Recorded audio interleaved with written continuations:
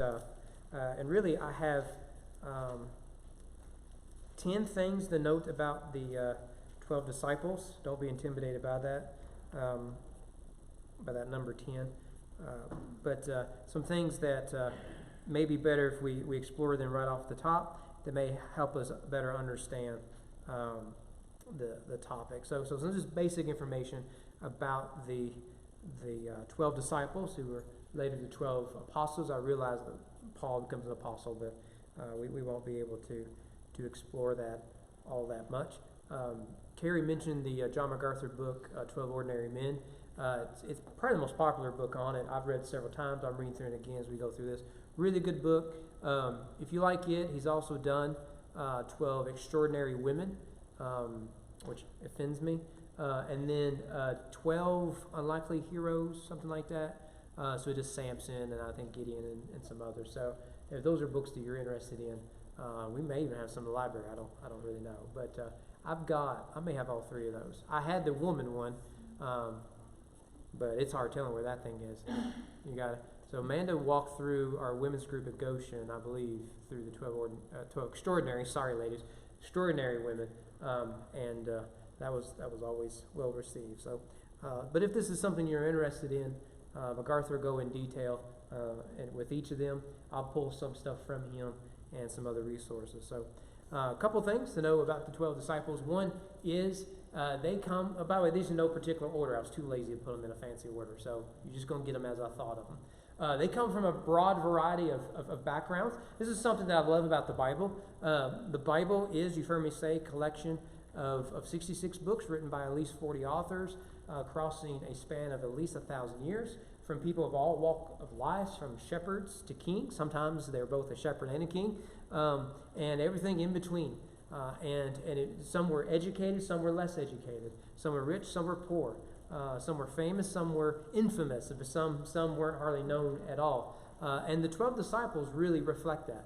In the 12 disciples, you have people from a variety of backgrounds. For example, at least 4 of them are fishermen, which were not upper-class people. At best, they were what we might call middle class. You don't really have a middle class at this time. That's an invention of capitalism in America, by the way, for the most part. But you know, think of a lower middle class or even lower class with the fishermen would be. At least one guy, worked for the Roman government. That, of course, would be Matthew/Levi as a tax collector. And then there was a guy who hated the Roman Empire. His name was Simon the Zealot. He was a domestic terrorist.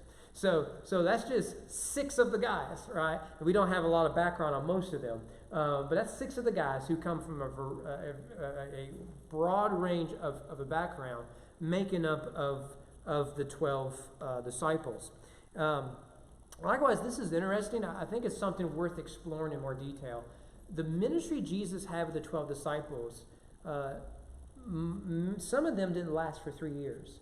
It's not that Jesus woke up one morning and said, you know what I need? I need 12 guys hanging around me, because nothing bad ever came from having a bunch of men around you. Right? I lived with 4 other guys in a townhouse in Louisville. It's incredible. Jesus had to be the Messiah to put up with 12 teenage boys, right? I mean, it's incredible.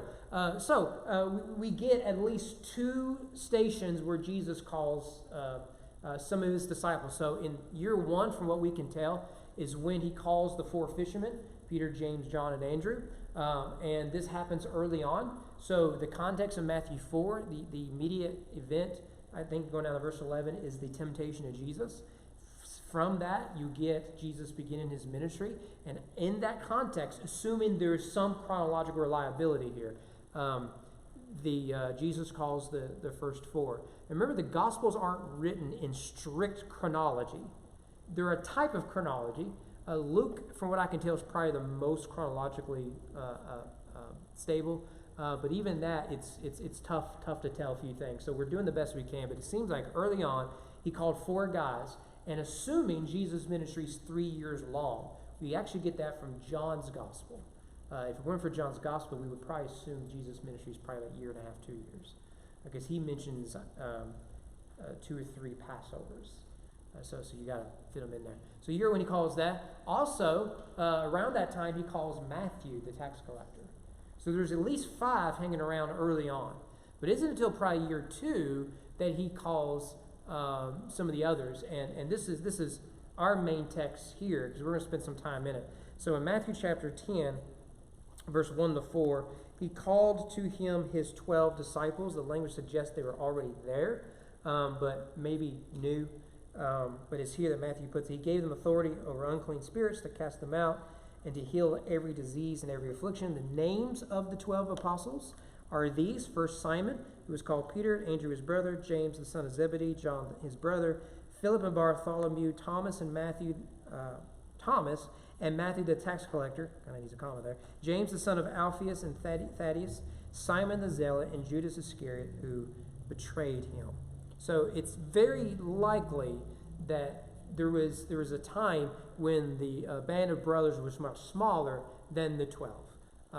And I think we'll come to it later. I think there's more reasons you can prove that. But I think that's something that's interesting. So some of these guys would have only been with Jesus for a year or two. You think that if you're going to be the primary means by which the church reaches the Roman Empire, you're going to spend 2 years with the guy. I mean, that's pretty incredible when you think about it. I mean, you can't preach in a Southern Baptist church without going to seminary for at least 3 years, right? It's in the Bible, you know. So John the Southern Baptist went to seminary nearby and studied there for at least 3 years. He was going to finish the PhD, but, just didn't have the head for it. No, okay. All right. Is it too soon to make a John the Baptist joke? Is it too soon? Yeesh. All right, so, but you imagine you spend a year or two with Jesus, and that was sufficient. Now, this was a typical way rabbis would spread their messages. They would focus in on a group of disciples, and they would follow them around everywhere. We don't quite do it like that. There are some precedents for it. Dietrich Bonhoeffer did something similar during Hitler's Germany. In fact, we looked at one of his books on that called Life Together several years ago. So the third thing is the disciples were probably teenagers. Now this fascinates me. Now when I say teenagers, I do mean teenagers, but they could be in their young 20s. And we've got several young men in their young 20s. Here we got 2 here today. And so, what's y'all's excuse, right? But I think I can prove that it's likely that they were younger-ish, okay? Yes, Andrew. You're 20 in 4 days. Look at you growing up on us. I tell you what. All right, so the first reason is Jesus was around 30 when he began his ministry calling disciples. We say around because there is some considerable debate as to the actual birth of Jesus. I know what you're saying to yourself. Jesus was born 0 AD. It's our calendar, yeah. But this is what happened. The Catholic Church is what happened, okay? So you need to assume that when the Catholic Church made a decision, something went awry. And so they got, I believe he was a monk, and his job was to fix the calendar. Start with Jesus, all right? And he does that. Problem is he got some of the dates wrong.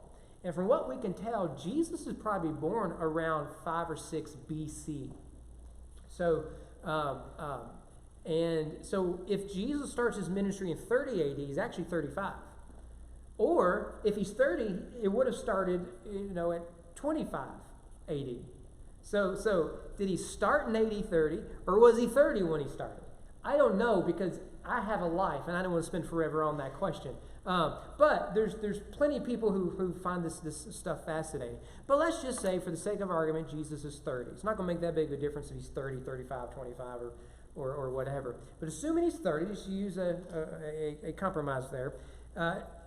It was typical for the disciples of a rabbi to be younger. So if you're 30, 25 may not be young enough, right? But 15, 20 very well might be. Secondly, we know from the first 4 that were called, the fishermen, they still worked with their fathers. And the average span here of most lives is probably in the 40s. You have a high mortality rate among infants, so that kind of affects it. So Jesus isn't an old man when he's crucified, but he's not a young man. Remember, you become an adult as a man. You're considered an adult around age 13, bar mitzvah. And you would be expected to be married around age 15 or 16. This is why I always think, we make a mistake in our culture with perpetual adolescence. We push adulthood back. When you think about it, like my son is 12, and I've told him this, next year you're an adult, right? According to the Bible, you're an adult, and I expect you to act like it, right? So we err with teenagers and give them less responsibility, old enough to know better, but still too young to care, right? Isn't that the doctrine? If it comes to country music, no, it has to be true. We actually should be making the opposite decision. Anyways, they're still working with their father under the assumption they will take over his fishing business.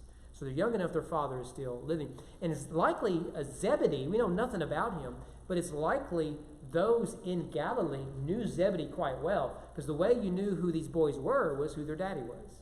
And almost every time they're introduced, they're connected to their father, but we don't know anything about him. Thirdly, Peter was married. Right, so that means he's not 10, right? But it does give us something to go with. Remember that teenage girls are probably getting married between 13 and 15, so around there. Boys are getting married between 14 and 16, something like that. No pressure, young people. We do the opposite. Why? Because we care about money more than marriage. We care about careers more than children. So we keep telling kids, put it off. Rather, what we need to be saying is grow up. Here's a little secret. This will get me in trouble, so you parents can contradict me privately at home. But let me say it publicly. It is possible to go to school and be married at the same time. I've done it. It happened. I got up at 5:30 every Monday morning. Mondays were the worst, where I took all my classes. And that was with a toddler and an infant in the house that I occasionally helped with while writing a thesis, and was in class by 8:30. You lost an hour from Breckenridge County to Louisville. Lost an hour, then had to go. So you had to leave 3 hours early, essentially, just to get the class, spend all day there, go visit our one member in Louisville, and come home in time for dinner, then do all the assignments and still be a husband and father. Not to mention a pastor. You got to stick that in there somewhere. It can be done. You may kill yourself in the process, but if you have life insurance, your spouse won't care. Right? I mean, it is possible to do that. I've said this before. My one regret in life is that I didn't marry my wife a year or two earlier than I did. We would have been disowned by our parents, but it's my one regret in life. That, and I didn't get stock in Amazon about 10 years ago. That was a joke too. Fourthly, John lived until the 90s AD. So let's just say it's year 30 AD, and John the Apostle, the beloved disciple, is 30, right? He's best buds. They went to school together, graduated from Possum Ridge, Owen County in Nazareth. And he makes it until the year 95. He's up there in age. And very rare for someone to live that long. Some did, but very rare for someone to live that long, particularly someone who suffered as he did. It makes more sense if he's a teenager and making it to the 90s. And that's assuming those dates for the epistles and Revelation. Fifthly, serious students continue training at the age of 12. And so you would go to school between age 5 and 12, and part of that would be religious studies. And if you were a serious student of the Bible, of theology, you want to be a rabbi or a priest, or you had to be Levi, of course. That would begin after the age of 12. And so guys who got caught up with rabbis would do so often as teenagers. Sixthly, this is why I really believe they were teenagers. They acted like it. Think about it. What 30, 40-year-old man is going to get his feelings hurt unless, of course, they're burning cities down? Well, let's just assume they're normal people. And they're going to say, you know what? My feelings are hurt. Jesus, can we call down fire from heaven and consume them? But you know who does do random, strange things like that? Teenagers. Teenagers think in terms of solutions. So when I took a youth ministry class at boys, and I was a youth minister at the time, and he had us watch. I watched this film like 3 different classes. It was called The Gospel Blend. Has anyone ever heard of this? It's an old short film. It's like 20, 30 minutes long. Basically what it is, these guys want to reach their community for Christ. And so they come up with this idea of getting a gospel blimp. So they get this blimp, and they have a sign on it. It's got a Bible verse, and they fly it around. Then eventually, they start throwing out tracts and all this sort of stuff. And then one of the guys, he markets the Gospel Blimp. People are really interested in it. So he becomes the CEO of the Gospel Blimp Corporation, and it just keeps building out. Eventually, one of the guys that helped start in his own backyard, he says, you know what, this is too much. I think we've lost the vision for it. He goes next door to his new neighbor and builds a relationship, and his next door neighbor eventually gets saved. So when he tells all of his Gospel Blimp friends that his next door neighbor accepted Christ, they go, what was it? Was it the tracts we threw out from the sky? Was it the John 3:16 verse? All that sort of stuff, right? Well, that's what you would expect from a teenager. If we do this big thing, it'll work. And then when you say no, how does a teenager typically respond? Do you not love Jesus as much as I do? Well, of course. But there's no room in our budget for a Gospel Blimp. Right? So teenagers are really good with fresh ideas, big ideas, and are passionate about things. What they lack sometimes is the practical side of things. Right? There's a lot of things I like to do here at the church. Can't. Right? We're still trying to pay off that debt. No, that's kind of difficult to do. And there's some limitations that we have here. Right? We can't have a fog machine in the sanctuary like this. Right? It just wouldn't work as well. Hey, this is Brody's idea. Like, Brody, man, you can wish that out, just don't let the deacons know, right? We'd hate to have to get another music minister, But, right? But they act like teenagers, don't they? Peter, always foot in mouth. Anyone ever have a teenager like that? You were a teenager like that, right? I mean, the best thing for a teenager to do is to not talk. Right? I mean, they just want to get in trouble after that. That's Peter all the time. Foot in mouth. I was a youth minister, had a lot of students come through that. Let me tell you, the disciples were teenagers. They had to be. Had to be. So that's my argument. I'm probably wrong, but that's my argument. And I think it's kind of fun to joke about it. Fourthly, there were more than 12 disciples of Jesus. Note disciple is in quotations. There are the 12, but don't think it as if Jesus' ministry was limited to just 12 people. In Luke 10, we won't turn there. We actually looked at this about a week or two ago. We discovered there are 70, or some translations 72, additional followers of Jesus who are sent out by Jesus. These followers are disciples. There's a helpful book on evangelism. It's one of these standards called the Master's Plan of Evangelism. And the Master's Plan of Evangelism is discipleship. That is, Jesus started, and I'll show you this in more detail later. He started with an inner core, 3 or 4 guys. And from that comes another 3 or 4 guys. Out of that comes eventually the 12. Out of that, you eventually get the 70 or 72. Out of that, you get like 100, right? And that was Jesus. It was multiplication. It's the same thing maybe when you were a kid, your teacher asked, would you rather have a penny today and double it every day, or, and do that for a month, or would you rather have $1 million right now? And the answer, of course, is you want it to double every day. Right? That's a good return on investment. And that was the Master's Plan of Evangelism. You start small, remember the leavened and the mustard seed parables, and through discipleship and relationship, it expands. That's what we get here. So although there are the 12, it's not limited to just 12 people. There's men and women, all that involved. So in a few occasions, when the Gospels are referring to these 12 men, it'll call them the 12. So he appointed, is that the one I want? Yeah, he appointed 12. Other places it calls them the 12. And that leads to the matter of definitions. What do we mean by disciple? What do we mean by apostle? You'll note here in Matthew 10, they're called the apostles. But you'll find elsewhere, in the majority term, is disciple, at least in the Gospels. So what's the difference? Well, disciple just means learner. That's why we use it quite a bit today. It could even mean student, which makes sense. If you're a rabbi, which is an Aramaic word for teacher, then the people who follow you are your students. They're disciples. They're learners. And so this shows up in the Gospels both as a proper pronoun, the disciples, and as a generic noun. For example, in Matthew 10, a disciple is not above his teacher. Well, a student is not above his teacher, right? That makes sense. That's all that term really means. But it also means that it applies not just to a select group of young men in the ministry of Jesus. It applies to Christians today. So what we discover from the disciples is a model for discipleship. Right? So this is why we get in Matthew 20:19-20. So the one who had disciples tells his disciples, go and make disciples.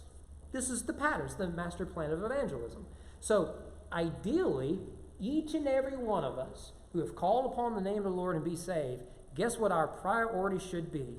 Growing in Christ as his disciple and making disciples that we can mentor. Think about how radically different that would change our churches, how much better our churches would be. If each of us understood, I've got 3 people at work, it's where I'm doing my discipleship. We happen to all work together, or in our neighborhood, or in my family, or just people I've gotten to know over the years, and I'm pouring my life into those 3 people. Right? And that is how we did evangelism. It doesn't mean that we start with, well, the preacher says I have to have someone to disciple, and I know you don't believe the Bible, but could you really help me out with this assignment? But rather, through relationships, we understand that there is an evangelistic relational responsibility that we have. Now imagine if a church of our size, let's say pre-COVID, was doing that. Let's say each of us had 2 people we were discipling actively. How much better would our church be through that? And who would then come into the church? People prepared to come into the church because they were discipled by members of the church. So think about it. You can have one person with a title trying to disciple everyone publicly, or you can have an entire congregation trying to disciple people privately. It's a much better model that we have. So the one who made disciples calls on his disciples to make disciples. And that command continues today. In fact, it is this passage that William Carey preached from in England that led to the modern mission movement. I've told that story before. But because at the time, most assumed this commandment was limited to the 12. And William Carey said, no, we are disciples called to make disciples. And through that, he ends up going to, did he go to India? I don't know. That's where he went. And Adoniram Judson went to Burma, He was the father of the American mission movement, him and Luther Rice. Luther Rice would pass through Frankfort quite a bit to raise money for missions. You don't care about that. So that's the word disciple. What about the word apostle? Apostle just means messenger or one sent out. So this is true to describe specific people, the apostles, and it is a generic term. So there are 12 apostles, but at the same time, we're all, in this sense, apostles in that we are sent out. Do you know that Baptists tried to have the office of an apostle? My ancestor was one of them. There was 3 in Virginia. And Elijah Craig, my ancestor, was one of them. Samuel Harris, who converted him, was another. I think John Waller was a 3rd. And their job was to have an itinerant ministry. They were sent out to all the churches to see to it that they were doing well. Well, it didn't last long because they're not apostles. I don't know what else to tell you. We believe there's only 12 proper noun apostles. But in the generic sense, we're all called as missionaries, messengers, to be apostles. So at the resurrection, the 12 disciples become the 12 apostles, and of course Paul comes later. Fifthly, there was nothing special about the disciples. Hopefully this will encourage you. These men were not well educated. So in Acts chapter 4, remember that 2 of them are in trouble. And it says, now when they saw the boldness of Peter and John and perceived they were uneducated, common men, they were astonished and they recognized they had been with Jesus. It was these 2 rednecks from Galilee with funny accents. Remember, when Peter is denying Jesus, how do they know that he's a Galilean? Because he talks like he's from Alabama. Right? That's the way I like to imagine it. It's from Alabama. It ruins it if Peter has a Boston accent, doesn't it? It does. He sounds like he's an Alabama Crimson Tide fan, right, Andy? Yeah, right. One of those rednecks, right? And so here's a common guy, uneducated. Now some may have had some education. Of course, Paul had one later as an apostle. What? Good for you. I knew you could do it. But so they were just common guys. None of them wrote deep, complicated histories or treatises. None of them served in government. Matthew sort of did. Outside of a few of them, little of their writings have survived. Right? The epistles of the New Testament are comparable to letters at this time. But they're not written, most of them aren't written with a style of Greek that demonstrates great education. So I know 1st and 2nd Peter are slightly different in terms of the level of Greek. But you read John's writings, there's a reason if you take elementary Greek, he's the Dr. Seuss of the New Testament. It's where you start. So whenever I finish elementary Greek, I can almost read every word of the Gospel of John. Occasionally you come across a word that's rare in the New Testament. When you take elementary Greek, you know every word used 50 times or more. It's like 95% of the New Testament. Just imagine that for a minute. It's a very limited vocabulary you get in the New Testament. Outside of Paul, they're just not very educated. There's nothing wrong with that. And their Greek shows it. It's Koine Greek opposed to more fancy classical Greek. And they're just simple guys. Also, we need to note their biographies are very limited. We don't know a whole lot about these guys. We're going to rely on some tradition, but we don't know a whole lot about them. I just mentioned Zebedee. James and John are sons of Zebedee. We know nothing about some cat named Zebedee. Don't you want to know the story of at least the parents who would name his kid Zebedee? I mean, you gotta know there's something going on there. I wouldn't name my kids Gerbil Zebedee, I would try, but I don't think it would fly. So they're not fancy guys. MacArthur is right when he says the most notable characteristic is that they were just plain ordinary men, which is where he gets the title, the 12 Ordinary Men. Now, their story as these ordinary guys is not unique to Christians. Think about it. First of all, they were converted. We get that in Matthew 4, right? Follow me and I'll make you fishers of men. Immediately they left their nets and followed them. Now, you may be saying that's a commissioning. They're being called to be disciples. But actually, throughout the Gospels, when Jesus calls on people to repent, one of the ways he does it is he calls on them to follow him. So the call of discipleship, the call to conversion, is a call to follow Jesus. Is it too elementary to say that a disciple of Jesus is someone who follows Jesus? Right. Is that too elementary? So these guys are converted to the kingdom of God by the preaching of Jesus. Come follow me. And there's evidence that they were familiar with Jesus. Read John's gospel, where he goes in more detail with some of their calling. They were also called by Jesus into this. So you get in Matthew 10, he called to him his 12 disciples. He gave them authority. So here they go from mere converts to actually being called to a specific ministry. And this is the training of the 12. It's the famous F.F. Bruce book, The Training of the 12. It's kind of a technical academic work. But this is something you're interested in. That would be a good book to do. But he actually calls them into it. This is what we believe in today. Not everyone is called into a specific ministry. Everyone's called to a ministry, maybe not to a vocational ordained ministry. Then they were, Matthew 16, right? You are Peter, and upon this rock I'll build my church, right? That is a calling. Then they are commissioned by Christ. So it isn't just they are called to a ministry, they're sent out by Christ, right? So what we do in Baptist circles is we have commissioning services. So the state does this, and the North American Mission Board and International Mission Board does this. So each year they'll take all the missionaries they're sending out. So the IMB, for example, they'll have a big commissioning service. You can watch it live a lot of times. Southern Seminary does sometimes does something like this. And KBC will do something like this. Because we have, I think right now, 52 state church planners. We pray for every week. Hopefully you get the emails. We pray for those each week. Well, they were commissioned by the state convention as church planners. And we see this, Matthew 10, these 12 Jesus sent out, instructing them. Acts 1:8, you will receive power. Right? He sends them out. Sixth thing about the 12 is they were given unique authority and power. This is me talking as a Baptist. We don't believe that the office of apostles, as describes these guys, is around today. That doesn't mean you can't find people who have given themselves the title of apostle. There's plenty of them around, and they're almost always charismatic. And the joke was always, you meet Apostle Bob, right, some church, and I'm sure there's one Roman Frankfort somewhere.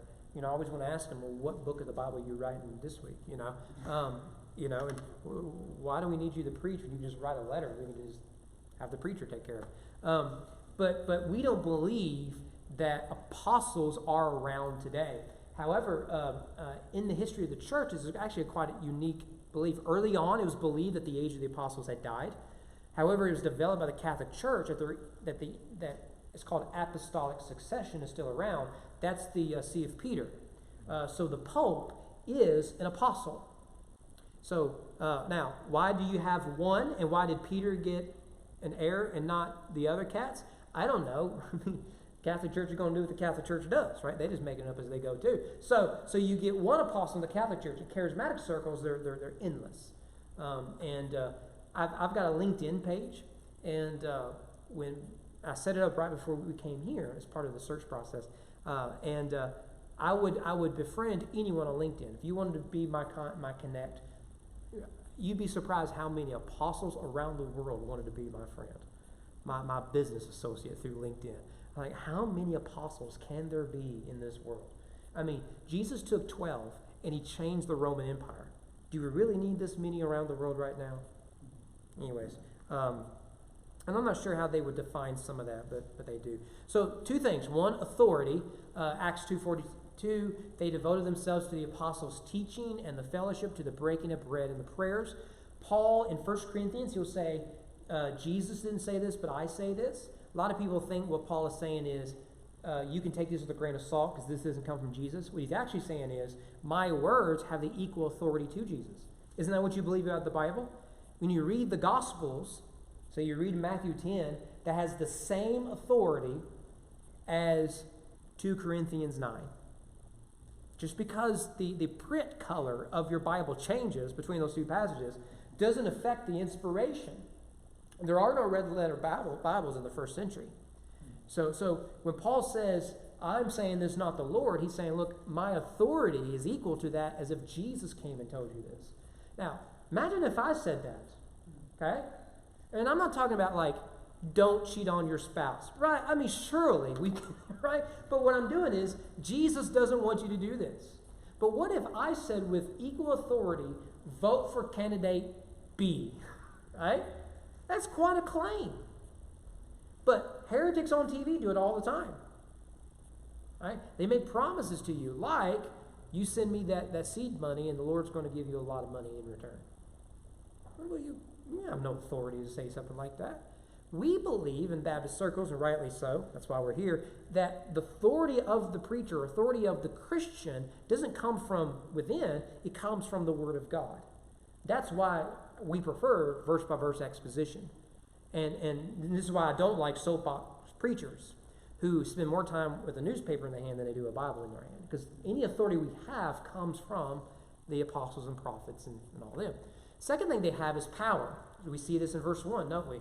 Jesus called them and gave them authority, that is power, over the unclean spirits to cast them out, to heal every disease and every affliction. Well, I can't do that. Now, there have been a few times in my ministry where, I've gone to pray with people, or I've taken a group of people to pray for someone, and we believe something happened. I had one lady say, after we prayed, I just felt better. And that's true in general. People usually do feel better when you pray for them because it gives a sense that they're not alone and that God has heard them. They're not alone in crying out to God. But this one lady said, look, I was free to go out of the hospital the next day, and that was impossible before that. I do believe that we can pray and God answers prayer. But let's be honest, no one is touching my U of L winter coat and getting healed from it like they did with Paul, right? It would be awesome if they did. And if you have that, easy. Oh, I should have done Lamar Jackson, right? My Lamar Jackson shirt. I tell you what, I'm outgrowing it. I'll get you. You can have mine. It's when he leapfrogged over the dude, and paused in front of the camera midair. Yeah. And come get you some of that. What's that guy from Kansas City? No one cares. But think about it. if we had that authority today, should we not do something about COVID? This is the problem with the prosperity heretics, isn't it? They'll stand up there and say, I can control the weather. That's Kenneth Copeland and his wife. And yet, they still allow Hurricane Laura to destroy the South. Right? How evil do you have to be? They can control the tornadoes, but my brother lives in Kansas. I'd feel a lot safer if Kenneth Copeland really could do it and he was out there all going Magneto and Storm out there, right? I'd love that. It'd be nice. If they really could heal people, well, that sure would save us a lot of money in insurance, wouldn't it? But they're not. Because we don't have this authority anymore. We don't have this power anymore. Same thing, Mark 6, he called the 12, sent them out 2 by 2, gave them authority over unclean spirits. Mark 6, cast out demons. You see the point clearly. They have a special power. Luke 5, many signs and wonders were regularly done among the people by the hands of the apostles. Interesting. Luke 5, they're doing that already. So the seventh thing is most of the disciples had nicknames. I love this. We won't do all the nicknames as we look at each. One of them is called a mama's boy. I can't wait for that one. I think it's Thaddeus. Now, one of the things you need to note here, this is my one chance to show this to you, so I'm going to use it while I can. In today's age, if you find someone who has the same name as your child, it's like discovering someone bought your same prom dress, right? I mean, we're weird when it comes to names. Like my wife's name is Amanda, so is everyone of her generation, right? But my name's Kyle, and I remember for one year of my life, I had 2 other guys in the same youth group with me named Kyle, and it was awesome for about 10 minutes. You know, it was awesome because I didn't really know any other Kyles growing up, right? And that bothered me. I wanted a normal name. My father-in-law always complains, like, what's wrong with normal names, right? All of his grandkids have these weird names like Evangeline and stuff, right? And it's a joke, Stinky. It's a joke. And what he wants are Bobs and Carls and Cindy's and Sally's, right? I mean, his name's Alvin. He married a Catholic. That was standard, right? Now, in the Bible, that's the way they wrote. They didn't have these unique names for the most part. There were some out there. You know, there's always that one family in the small town. But for the most part, they had common names. So here are the most common names in first century Judaism and how often they show up in the New Testament. So you got Simon, Joseph, Eleazar, Lazarus, Judah, Judas, right? There's a reason why we call the second last book of the Bible Jude, because you don't want to call him Judas. His name's actually Judas. You mean to tell me that half-brother Jesus named Judas? Yeah. Johanan, John, Joshua or Jesus, right? Joshua is the Hebrew rendition of Jesus, which is Greek. Yeshua or Jesus. And so we have several of them. So one of the things you need to note from this, these are, of course, the most common male names. Mary is the most common female name. Or Miriam, named after Moses' sister. Right? And there are others. What's important about this is if I can send you a lecture that he goes in great detail. It's not an accident that I believe the Bible reflects history. The Gospels reflect history. So it makes sense that the names that are common in the New Testament were the common names of first century Judaism. And you see that here. You could probably name a handful of the Simons, couldn't you? Yeah. 2 of them are disciples, right? So you got to do 5. There's 2 right there. Simon and Cyrene, Simon the magician, right? You can do this. Well, that was one of the most common names, male names. So we get that in the New. Well, the problem is if everyone has the name Simon, how do you differentiate this Simon from that Simon, right? Now, I've told you the story before that when Amanda and I got married, my sister's name is Amanda. So for several years, there were 2 Amanda McDaniels walking around this earth, right? You talk about God's judgment, right? He clearly had abandoned America. And well, we were living in Louisville, so we had to move our bank accounts out of Owington into Louisville. So we go bank account. I go first, so I like to empty it. We're moving to Louisville. Okay, I knew the lady running it. She was a year younger than me, younger than us, and she graduated a year after I did. And then comes Amanda. She goes, I need to empty it. We're going to have a joint checking account in Louisville. Okay. She types in Amanda, not Phillips, Amanda McDaniel. See, her account was still on Phillips. We had just got married. We started that new marriage now. And so she empties my sister's account. So my sister goes, you're laughing, yeah. And that is why my brother and sister have left the state and left me for caring for mom and dad. And so my sister calls like a few days later and says, please tell me you stole all my money, right? My debit card isn't working. We're like, well, yeah. I mean, we thought it was a bit high, but we thought it was ballpark, And so that's what happened. That's not the only time that's happened. She ended up going to the same doctor that we had when we had Elijah, my sister did, and they asked my sister how her son was doing. My sister is pregnant with a boy now, but this was several years ago, right? She wasn't married, wasn't dating, nothing, right? Well, there's got to be a way to differentiate between two people. So if you're on Facebook, my wife's name is Amanda McDaniel. My sister's name is Mandy. And I've never called her Mandy. I'll call her sis. But she changed it to Mandy because people are getting confused by that, especially before she got married. Well, we get this in the New Testament. Look at this list here in Matthew 10. Notice there is Simon, who is called Peter, Andrew, his brother, James, the son of Zebedee, John, his brother, Matthew, the tax collector, James, the son of Alphaeus, Simon the zealot, Judas Iscariot, who betrayed him. Isn't that interesting? In order to make sure we know who it is we're talking about, the Gospels go out of their way to tell you. By the way, this is true not just for the 12 disciples. There's a number of ways of doing this. You can attach a father's name. So you get James, the son of Zebedee. You can attach their hometown, Jesus of Nazareth, Simon of Cyrene. You can attach family names, Mary, the mother of James and Joseph. That's a great way to differentiate between the 40 other Marys you get in the Gospels. You attach a second name, Simon Peter, right? Or sometimes call him Cephas, you get in the Gospels, or in even epistles. You attach known associations, Simon the Zealot, Judas, the one who betrayed Jesus, or Judas Iscariot would be a place name from what we can tell. Mary of Magdala, Mary of Magdalene. This is common throughout. And so they get these nicknames. Again, one of them is probably Mama's Boy, not the real name. Bartholomew here isn't a real name. I mean, we don't use it anymore. But it's actually the name Nathaniel. Bartholomew means son of something. I don't know. But so Bartholomew was a short way of saying, oh yeah, that one guy's kid, right? Right? Well, growing up in a small town, everyone knew me as Billy Don's boy. Little Moat was one guy, Moto. I had a basketball coach, always called me Little Moat. I had to keep saying, Mr. Ware, my name is Kyle. All right, Little Moat, get out there. Well, that was typical. That's Bartholomew. Okay, a full-length biography of the 12 requires external sources. Here's the challenge.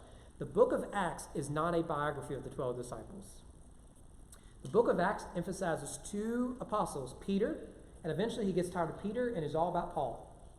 And Paul, the story ends with Paul in prison in Rome preaching. The end. It's not even a climax. It just ends.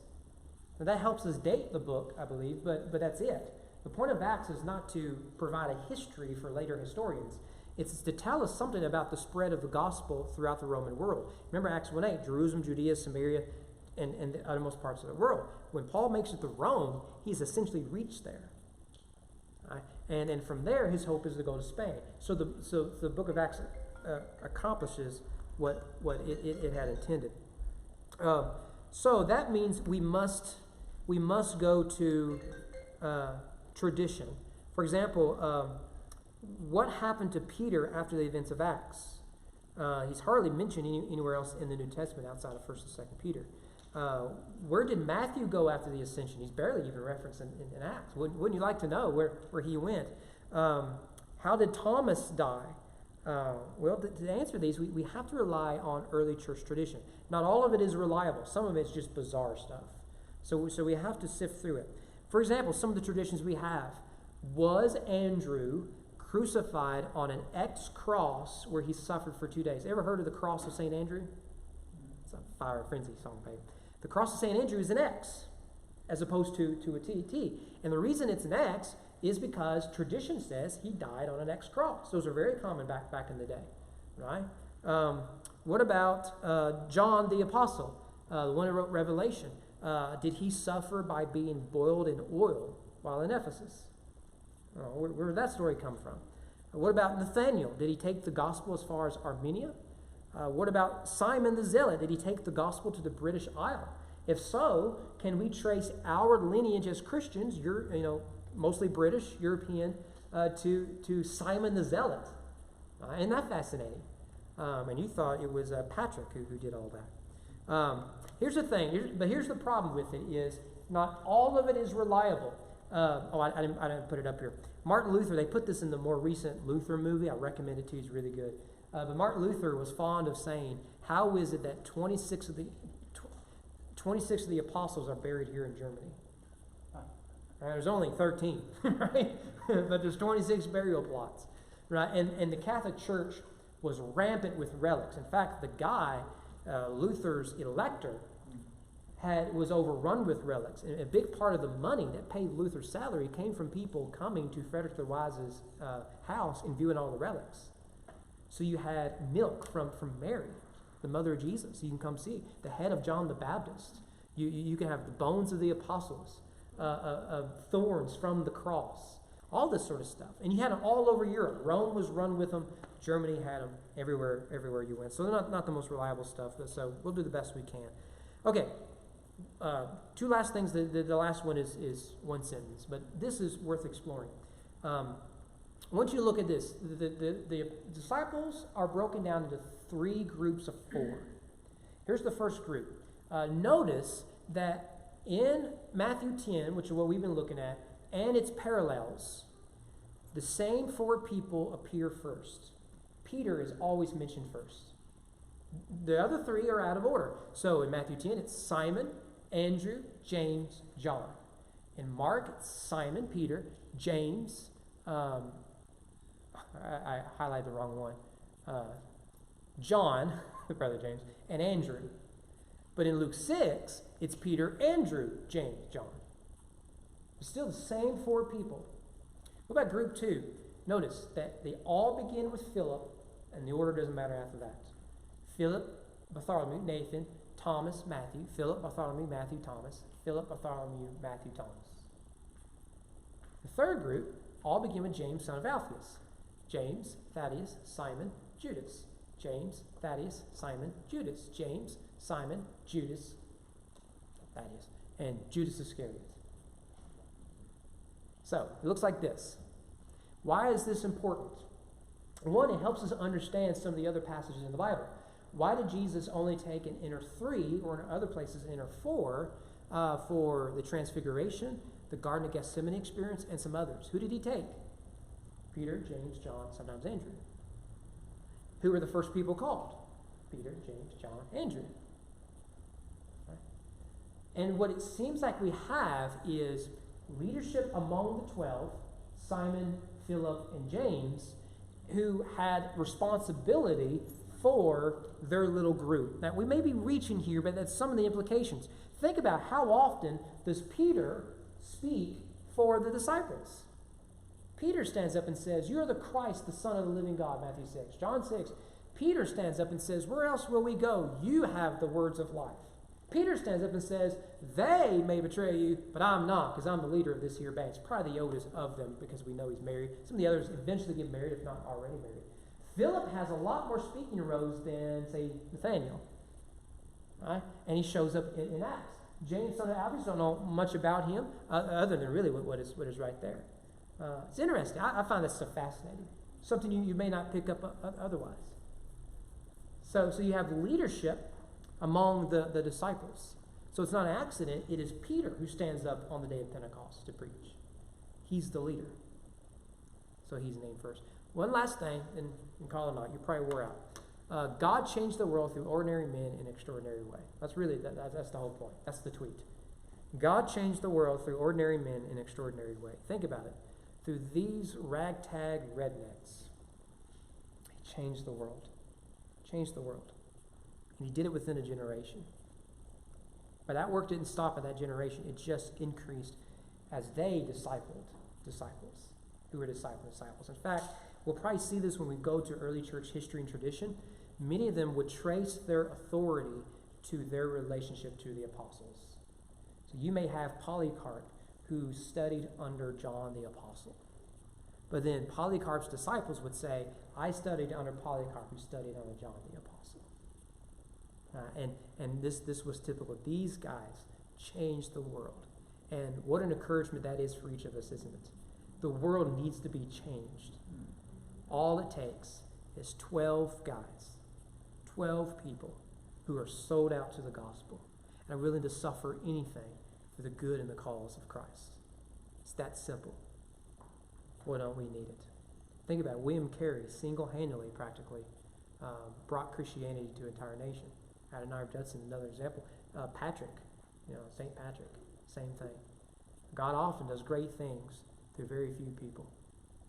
And I have no doubt he's going to do it again. Did I read recently that China Christians are starting to send missionaries to America? It's about time. I think Africa and China, Asia, South Korea, the South Koreans are already coming to study here. Many of them are going to stay. But South Korea, China, all of Africa, may they come here, may they come to all Europe, because we need to hear the gospel. Yeah. All right. Any questions I can dodge? I'm looking forward to this. 12 disciples are exciting. Yeah, Don? Was Andrew the first who then went to Simon? Yeah, it's in John's gospel. Yeah. Billy Graham Association, they have the Andrew principle. Oh, really? Which was sharing, taking and sharing the gospel with someone else. Yeah. And, we'll have to look at John's gospel. Is it Nathaniel that Jesus says, I saw you under the tree? Is it Nathaniel? We'll look at all these examples, because we'll look at all 12 of them. And we'll probably spend a week on the first 4, and after that, the amount of information kind of gets less and less. I don't think we know hardly anything about James, son of Alphaeus or Thaddeus, so we could probably do maybe that last group all at once. So I don't plan on us spending 9 whole months on the 12 disciples. So, all right. Anything else? That's good stuff. I didn't know about the Billy Graham Evangelistic Association. Good deal. All right. How about we stand up and pray? Andy still doesn't want us to hold hands, which is awesome for all the introverts, I guess.